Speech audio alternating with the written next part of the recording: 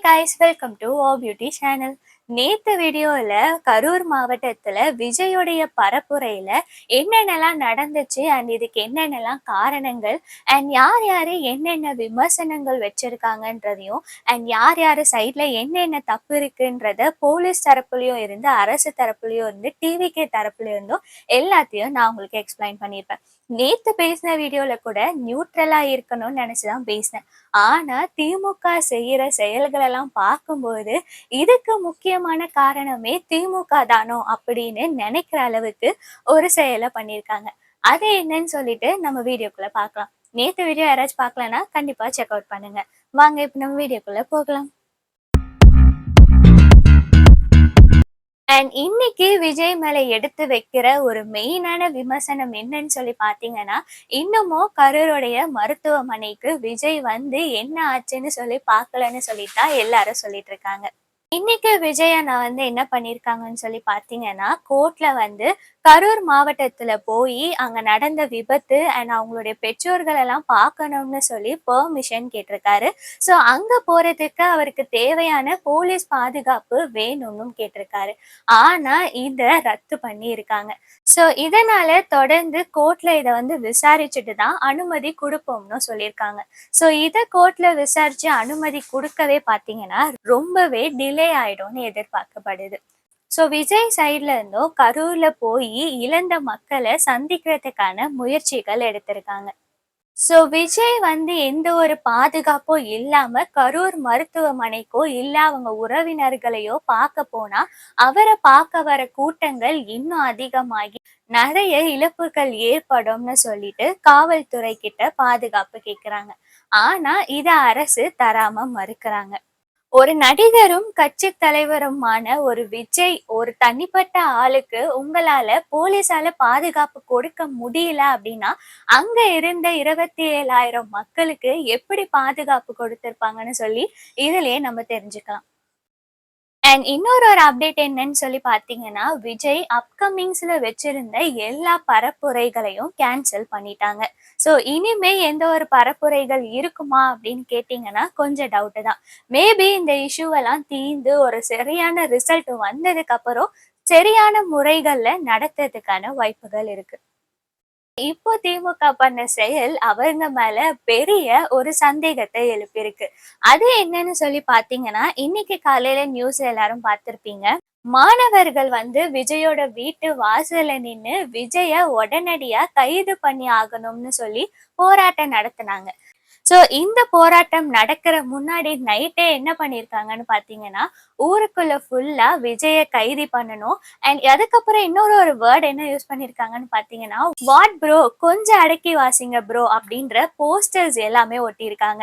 So இதை ரேண்டமா ஒரு யூடியூபர் வீடியோவை நான் பார்த்துருந்தேன். அதில் என்னன்னு சொல்லிட்டு பார்த்தீங்கன்னா, அந்த போஸ்டர் ஒட்டுற ஆளுங்களாம் வந்து ஒரு படிக்காத ஆளுங்க தான். அப்போ இந்த யூடியூபர் வந்து அந்த போஸ்டர் ஒட்டுறவங்கள பார்த்து கேட்குறாரு, யார் உங்களை இந்த போஸ்டரை ஒட்ட சொன்னா அப்படின்னு சொல்லி கேட்கும் பொழுது, திமுக தான் உங்களை இந்த போஸ்டர் ஒட்ட சொன்னாங்களா அப்படின்னு கேட்டதுக்கு, ஆமா திமுக தான் ஒட்ட சொன்னாங்கன்னு சொல்லி உண்மையை ஒத்துட்டு இருந்திருக்காங்க.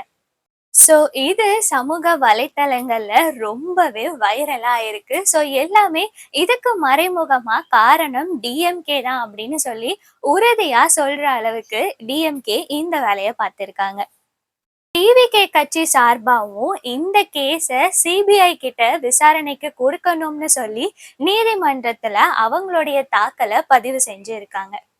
அண்ட் விஜய் மேல வச்சிருந்த ஒரு குற்றச்சாட்டு என்னன்னு சொல்லி பார்த்திருந்தீங்கன்னா, விஜய் வந்து வேணும்னே அரசியல் பலத்தை காட்டுறதுக்காக கூட்டம் அதிகமாகணும்னு சொல்லிட்டு லேட்டா வந்தாருன்னு சொல்லி நிறைய விமர்சனங்கள் பார்த்திருந்தோம். ஸோ அதுக்கு டிவிகே சைட்ல இருந்து என்ன சொல்லியிருக்காங்கன்னு பார்த்தீங்கன்னா, அவர் வரும்போதே அவருடைய வேனை கூட நகர விடாத அளவுக்கு தொண்டர்கள் வந்து வண்டியில அவரை பின்தொடர்ந்துட்டே வந்தாங்க.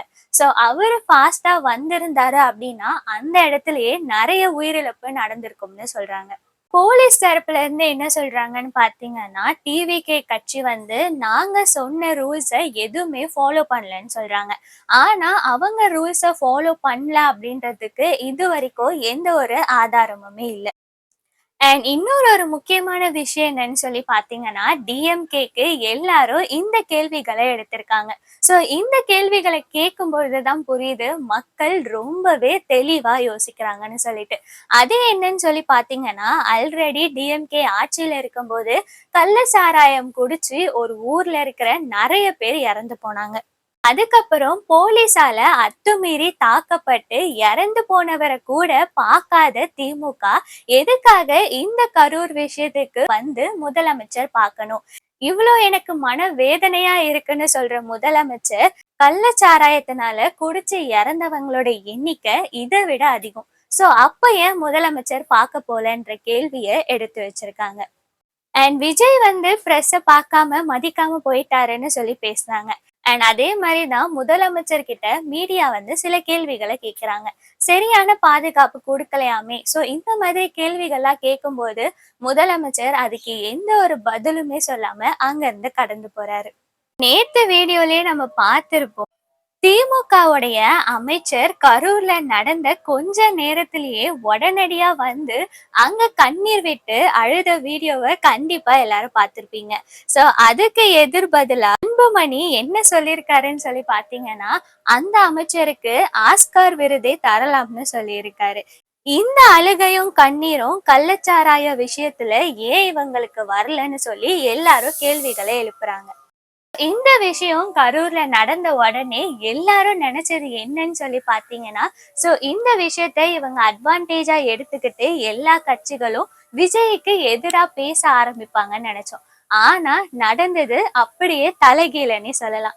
ஏன்னா சீமான் அவர்கள்ல இருந்து அன்புமணி, அண்ணாமலை இப்படி எல்லா கட்சி சார்ந்தவர்களும் விஜய் மேல எந்த தப்பும் இல்லை அப்படின்ற மாதிரிதான் பேசியிருக்காங்க.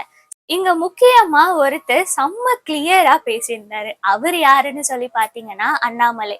எல்லா கேள்விகளையும் பிரஸ் மீட்ல அழகா கேட்டிருந்தாரு. அது என்னன்னு சொல்லி பாத்தீங்கன்னா, எதுக்காக கரண்ட் கட் ஆச்சு, ஏன் போலீஸ் இல்ல, ஒரு கட்சி அதுவும் தாவேகாவுடைய பரப்புரை அங்க நடந்துட்டு இருக்கு.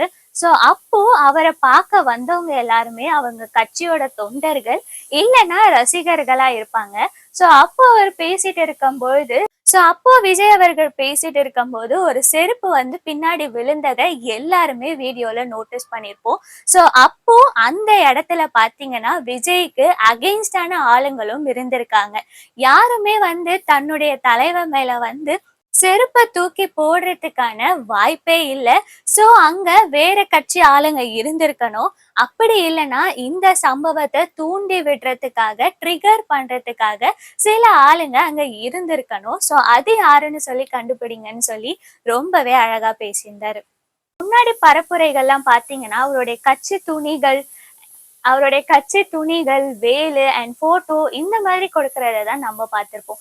கரூர்ல இப்படிப்பட்ட ஒரு சம்பவம் நடந்திருக்கும் போது இப்படி ஒரு இழிவான ஒரு செயலும் நடந்திருக்கு. சோ அப்போ அங்க இவங்களுக்கு எதிரா செயல்படக்கூடிய ஒரு கூட்டமோ இருந்திருக்குன்னே சொல்றாங்க. சோ திமுகவுடைய தரப்புல இருந்து விஜய கைது பண்ணி வைக்கணும்னு சொல்லி மக்களுக்குள்ள ஒரு சலசலப்பை ஏற்படுத்துறாங்கன்னே சொல்லலாம். ஆனா இந்த விஷயத்துல மக்கள் ரொம்பவே தெளிவா இருக்காங்க. நேத்து வீடியோலயே நம்ம பார்த்திருந்தோம், பாதிக்கப்பட்டவங்களுடைய பெற்றோர்கள், உறவினர்களே விஜய் மேல எந்த தப்பும் இல்லை, நாங்க போனதுதான் எங்க மேல தப்புன்னு சொல்லி ரொம்பவே கிளியரா பேசியிருந்தாங்க. சோ இந்த விஷயத்துல இதை யூஸ் பண்ணி திமுக ஏதாச்சும் பண்ணணும்னு நினைச்சாங்க அப்படின்னா அவங்களுக்கு அதுவே ஒரு நெகட்டிவ் பாயிண்டா தான் ஆகுது. அதுக்கு எக்ஸாம்பிளா தான் இந்த போஸ்டர் ஒட்டின ஒரு வீடியோவை நம்ம பார்த்தோம். கரூர் மாவட்டத்துல நடந்த ஒரு விஷயம் யாருமே எதிர்பாராத ஒரு விஷயம். மேபி இது பிளான்டா இருந்தா கூட ஒரு நாட்டுடைய முதலமைச்சரா, ஆளுங்கட்சியா மக்களுக்கு என்ன தேவை, யார் மேல தப்பு இருக்குன்றத கண்டுபிடிக்கணும். மேபி அதோடைய பிளானே டிஎம்கே தான் பண்ணியிருக்காங்க அப்படின்னா கடைசி வரை இதுக்கு ஒரு முடிவே கிடைக்காது. நீங்க என்ன நினைக்கிறீங்கன்னு சொல்லி கமெண்ட் செக்ஷன்ல சொல்லுங்க. இந்த போஸ்டர் ஓட்டின விஷயம் வந்து உங்களுக்கு கரெக்டா படுதா அப்படின்றதையும் நீங்க கமெண்ட் செக்ஷன்ல சொல்லுங்க. அண்ட் இந்த மாதிரி இன்னும் நிறைய அப்டேட்ஸை நீங்க தெரிஞ்சுக்கணும்னா நம்ம வாவ் பியூட்டி சேனலுக்கு சப்ஸ்கிரைப் பண்ணிக்கோங்க. டெய்லி என்னென்ன அப்டேட்ஸ்லாம் நடக்குதோ அதை நான் உங்களுக்கு வீடியோ மூலயமா சொல்றேன். தேங்க்ஸ் ஃபார் வாட்சிங்.